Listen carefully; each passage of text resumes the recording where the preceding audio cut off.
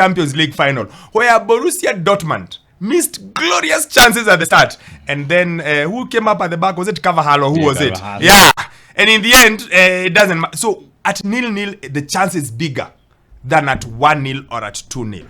I remember the chance for Romelu Lukaku in the 2023 Champions League against Ederson. It could have been a definitive moment. Once you miss it, you're gone. So that's what I mean, Ogaga. It's not like I dwell so much. At the point it happens, let me use the word context. It's when it happens. Like I said, 2 glorious chances. And I'm taking nothing away from the Arsenal. I just feel like that was the difference. Just like Starboy reminded us, last season, Trossard missing was the defining moment of that game. That is new too. And then Jack Steven says, how sure are we that this is the same Gundo? We are assuming he'll just come back and pick where he left, like he never left.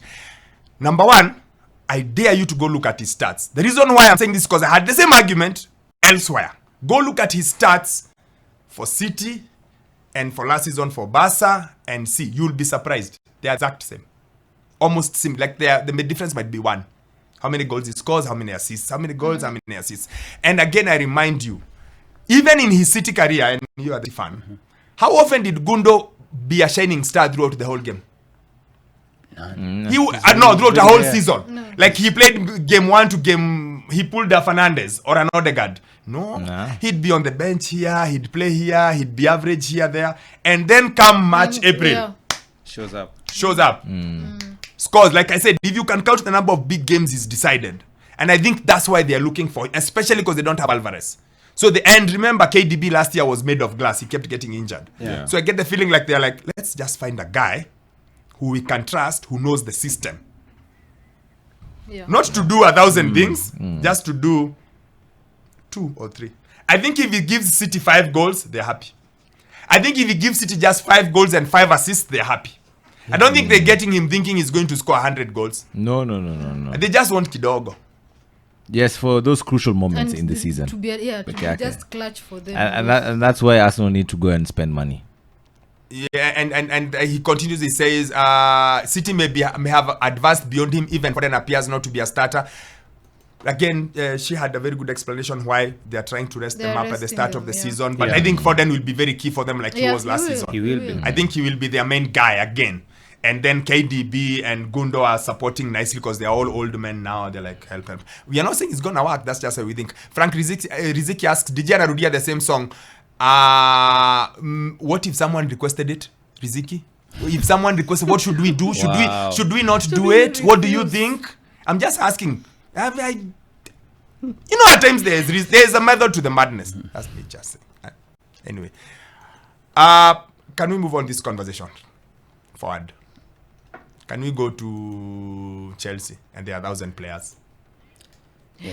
So the coach came out and said, by the way, we don't have that many players. Me, I have a squad of 21, 22. The rest are training away from us. My first argument is how Chelsea have... What does it all mean to you guys? For Chelsea to kick out, to literally tell Sterling, bring that shirt, go away. Chilwell, bring that shirt, go away. And whoever else they have told you to go away. What does it say? For me, it's chaos, confusion, lack of foresight. That's what it is. Because when you're looking at the players that are being kicked out, these are players, okay, you would say, they're on big wages. Chilwell, Sterling are on big wages. And you have to find a solution for them in order for you to kick them out. Now, last weekend, we saw what Sterling did. When I saw the message, I was like, you shouldn't do that. No way you're going to put out a statement just before the game. But I think it's because he'd already seen the signs. And it was sort of like this is what is happening. Now, after hearing the other stories, then I was like, oh, now I understand why. Because he played a good number of the preseason games. Exactly. Then at the start of the season, you're not playing me. You're telling me that I'm not your type of winger. Then why the heck didn't you tell me from the beginning? You came to find out after we had played these games. And yet we were in City together. Yeah, actually for me, that was the issue as well. Because all preseason matches, he played those games. When you play in preseason for a coach anakuonyesha, maybe you are part of my plans. But when the season begins, you get dropped out, and then now it's like you're getting kicked out of the main team. So there was that poor communication from the club. What I disagree with probably is just him putting a statement an hour before the game. I think it wasn't good for personally. I just don't like it. But it's also cause of what it look. I don't support it when Sancho did it. I was against it. Yeah. But in this case, I get him. Yeah. And this is why I get him. This is what Maresca said. I've been honest. He will have no minutes here. I'm not saying Raheem is not a good player, but I prefer different kinds of wingers. Simple. Yeah. So if someone says that, You have to react. you also have to react. Because remember, Sterling is an elder statesman in the league now. He's not a child. Sure. Yeah. That's what I'm saying. And he's like, hey, boss, but you know, I've won Yeah. I don't know how many Premier League titles. He's like, no, but you tell me. So I get why Sterling was feeling the way he was feeling. He's like, because he must have been told earlier. They must have been told that Friday. So they are like, let's just let people know what is going on underneath. Yeah. Because Maresca seems to be very clear in what he's saying and how he's saying it. The question is, when you say these kind of things, so how will Chelsea move these guys? When every team knows these guys are surplus to requirements. And also, Yeah. again, another issue is their salary. His salary is on around 335 per week. Remember, they're So still it's looking a- for other players to sign it's a in. challenge. Furthermore, if you want to get rid of Sterling, you have to do it maybe the Arsenal way, how we got rid of Aubameyang. So you have to pay him out. 70 million pounds is what you're going to pay him because he has a 3-year contract left. Now this is the first instance we are seeing these long-term contracts have started to pinch them. 3 years, the coach doesn't want this player. He's on 300,000 because pounds. now moving them Now is how do you move him? difficult. If I was him, yes, I'd do what Winston Bogart did. You guys know Winston Bogart? He was signed by Chelsea.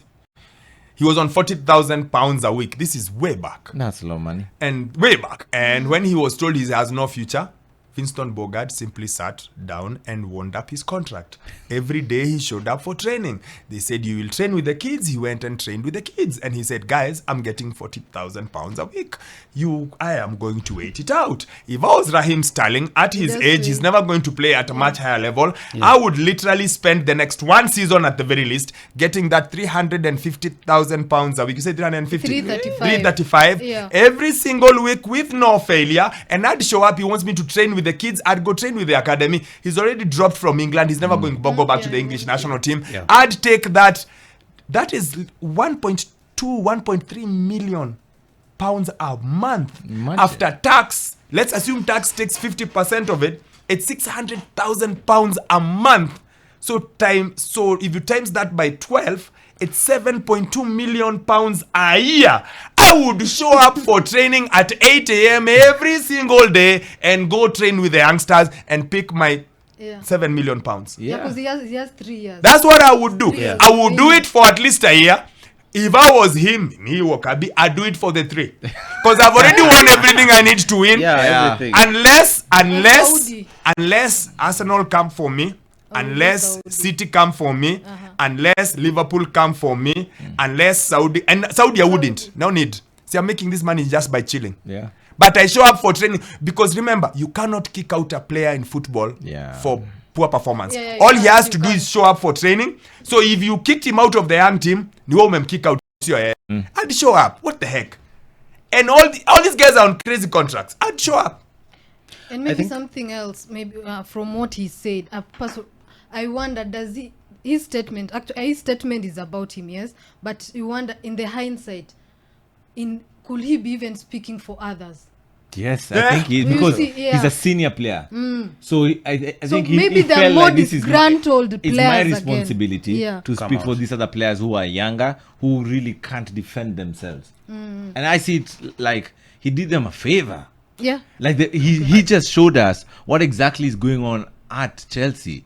And there seems to be some huge disconnect between the club and the coach. Yeah, I just don't the think they're on the structure. I same think wavelength. Can They I all- play for you? What he said about Mudryk? Now that we are going on about this conversation. Okay. Can I do that? Yes. I have moved something that I shouldn't move. I'm trying to figure out what is that I've moved. Anyway, let me put it there first. I was looking for our bed. Hold up.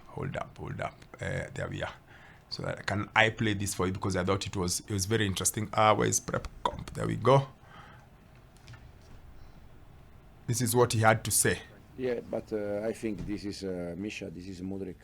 In terms of not only tonight, I think a little bit since he joined the club. I think he had some good moment and then some moment.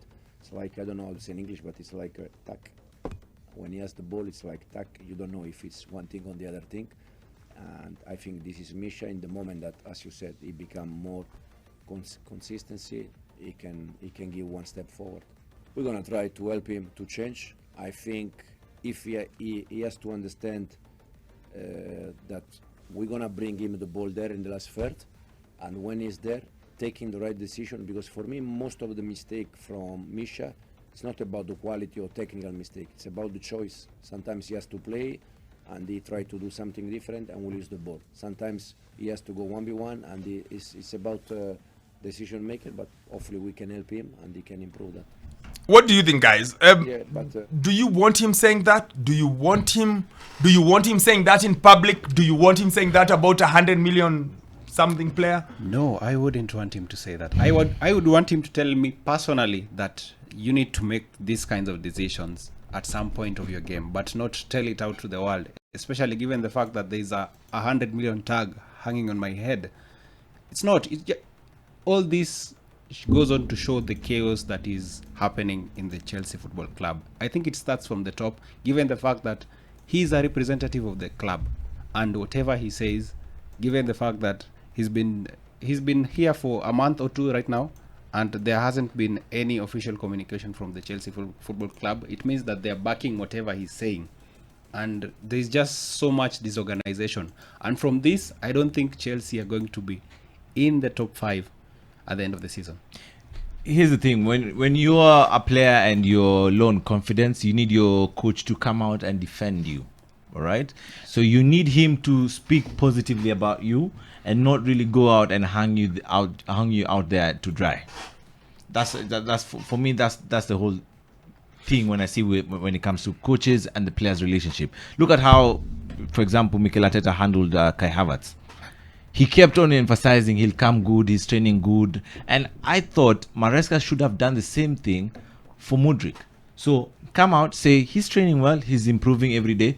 We are working on his confidence. I'm saying the levels are increasing each and every day. I'm telling you, that player is going to play for you. I just don't feel like the situation is going to change, because how is Mudryk going to be playing for Maresca? Somebody who has come out to say that I'm not taking my chances.